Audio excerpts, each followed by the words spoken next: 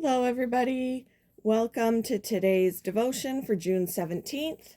Today's devotion is titled, There Must Be Some Misunderstanding. The Bible reading is from Deuteronomy chapter 24, verses 17 to 22.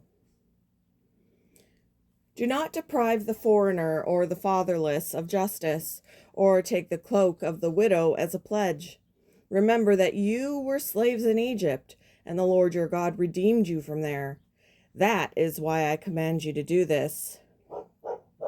When you are harvesting in your field and you overlook a sheaf, do not go back to get it. Leave it for the foreigner, the fatherless, and the widow, so that the Lord your God may bless you in all the work of your hands. When you beat the olives from your trees, do not go over the branches a second time. Leave what remains for the foreigner, the fatherless, and the widow. When you harvest the grapes in your vineyard, do not go over the vines again. Leave what remains for the foreigner, the fatherless, and the widow. Remember that you were slaves in Egypt. That is why I command you to do this.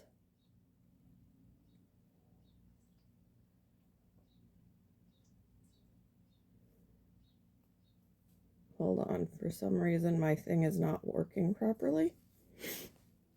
All right, guys, for some reason my digital copy does not want to show me the actual devotion story. So I opened up my paper copy. Now it's titled something different than the digital copy, but it is the same scripture reading and everything, so I don't understand. But anyway, so here we go. A few years ago, our church was invited to host refugees fleeing their country after a tumultuous change in political leadership.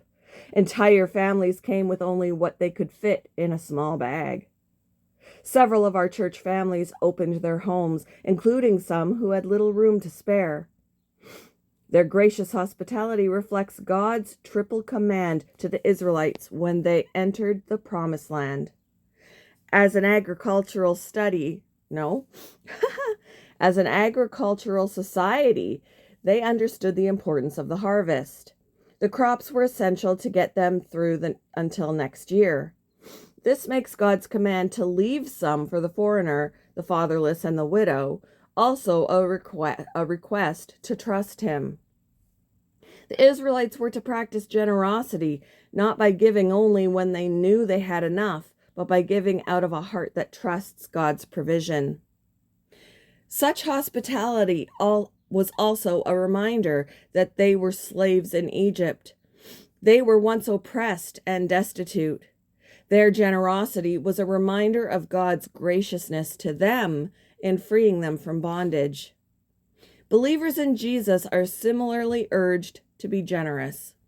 Paul reminds us, though Christ was rich, yet for your sake he became poor, so that you, through his poverty, might become rich. We give because he gave to us. When has someone helped you when you were in need? How will you give to others while trusting God's provision for you? Thank you for joining me for today's devotion. Sorry for the confusion. Hope you all have a wonderful day, and I will see you next time.